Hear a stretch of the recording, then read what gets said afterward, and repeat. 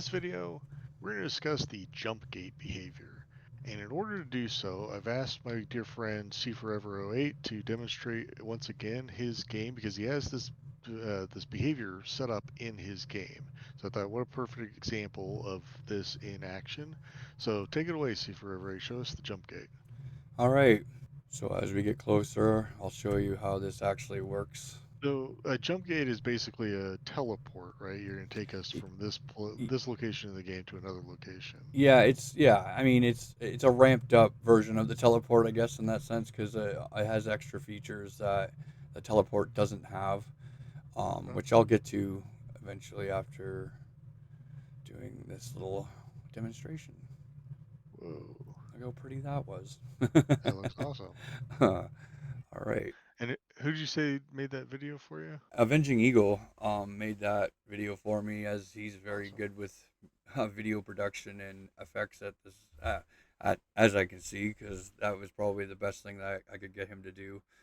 He's done a lot of my cutscenes for my game actually. Yeah, it um looks great. So it's yeah. kind of hard to tell in a space game, but we did actually traverse from one part of the game to another part of the game um through the jump gate, right? yes, I mean, in the editor you're not going to see that, but in a real game it'll jump to the loading screen and then to the next part of the solar system where you set it up to go. Oh, this level actually just has the one. But yeah, I mean, for now I have it set up, but I mean, if you're in other parts of the game, there'd be like four of them, so it'd have different spots, locations to go to while you're playing the game.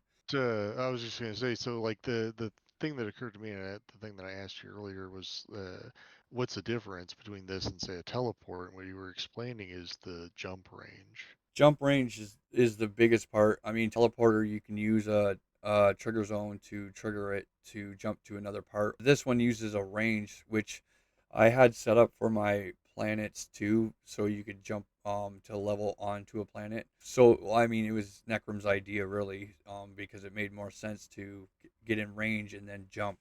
So depending on what you use, as a jump gate or whatever, a portal or whatever you want to use, I basically have to set it up within range or the circumference of that item that you're or the entity you're using. So for me, 3000 is actually perfect. I just set that up with Blood Moon, so now I know it's very perfect to jump through it.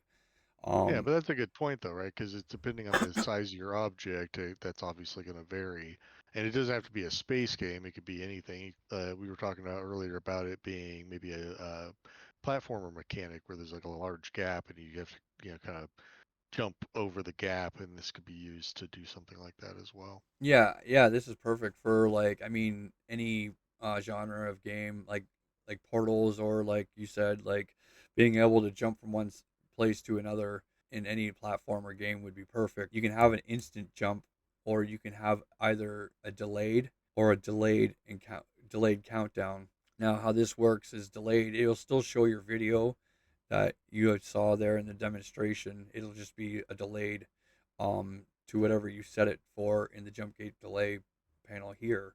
Delay and countdown, obviously, when it counts to zero or down to zero, that's when the video will play and you can go through to the next level or whatever. It basically jumps you there.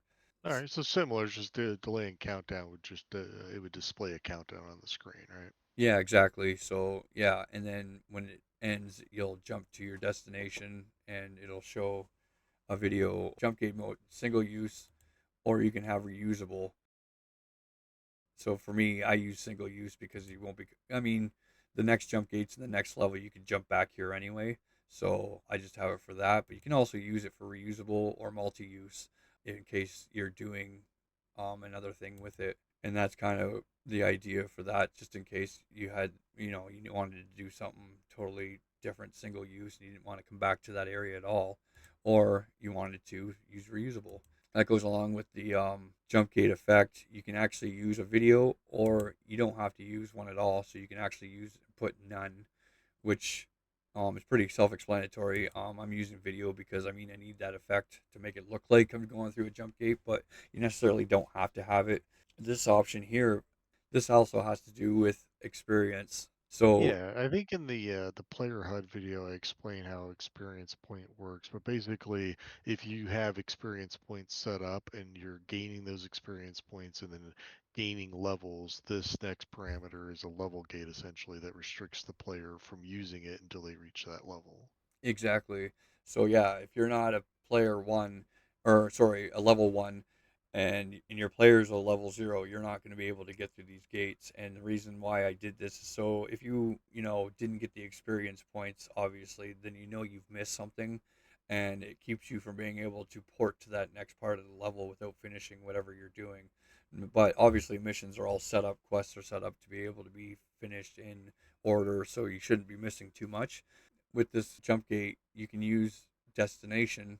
So destination, you can go to your level, but the first one here is local. So local, you can use two different rings on the same level and jump through one or the other on the same level. So if you choose level, then the next parameter tells you, okay, so where do you want to take them? Do you want to use the storyboard logic or do you want to select a specific level? So it sounds like in your case, you're selecting a specific level to go to. Yep. And Okay. yeah, it kind of continues on to the next phase of the game that is still in the works, obviously. But yeah, that's basically. And then there's win game, which obviously would win the game. It would be the finish. So we were talking earlier about it being maybe like a finish line, so to speak. And then you could play a video like in a race game, for example, where you cross the finish line and it shows a cinematic, cutscene to the crowds cheering or something like that. So, Yeah, exactly. The next slot obviously is your video slot, so that's where you can put your videos for your jump gates or whatever you're using, as well as the sound that that jump gate will make when you're going through it. all right, cool. And this is all part of, remind us again, what's the title of the game that you're making? It's called Mantis Corp Mantis Corporation. Corp. Okay, and Mantis Corp is in development now. We were talking about earlier maybe doing a release in the near future, some kind of demo or something that I could play. So look out for that. Awesome. Thanks for joining me for the Jumpgate demo. I thought, this is the perfect example of it, the Jumpgate in use. It's better than anything I could produce for a quick demo. So I appreciate you joining me for that. Yeah, no Um, problem. if you if you guys enjoyed the video or if you learned anything new, please be sure to click the like button down below. Helps the channel out a lot. Give C4EVER08 a huge round of applause in the comments. Don't forget to subscribe. And if you'd like a notification for whenever new videos are posted, just click the bell icon and that'll let you know when a new video is ready. Thanks so much for watching all the way through. I always appreciate it, guys, and I'll see you in the next one. Bye for now. Hey, don't forget there's a written guide for every behavior, including ones I haven't yet covered on this channel. And if you want to learn some more, why don't you check out this video next?